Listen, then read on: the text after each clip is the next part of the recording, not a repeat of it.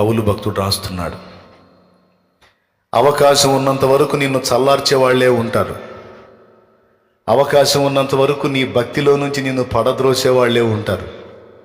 అవకాశం ఉన్నంత వరకు నీ చుట్టూ నిన్ను పాడు చేసేవాళ్లే ఉంటారు. నీలో ఆత్మీయతలో మండుతున్న ఆత్మీయ మంటలో నీళ్లు చల్లే వాళ్ళే ఉంటారు నీకు. ఎందుకంటే శత్రువు అట్లాంటి వాళ్ళని నీ చుట్టూ పెడతాడు. వాళ్ళందరినీ తప్పించుకొని దేవభక్తి సాధనలో నీకు నీవే పోరాడాలి, నీకు నువ్వే సాధన చేసుకోవాలి అని బోధించాడు. పాస్టర్స్కైనా, విశ్వాసులకైనా, పరిచారకులకైనా ఈ కాసేపే, తర్వాత ఎవరికి వాళ్ళే.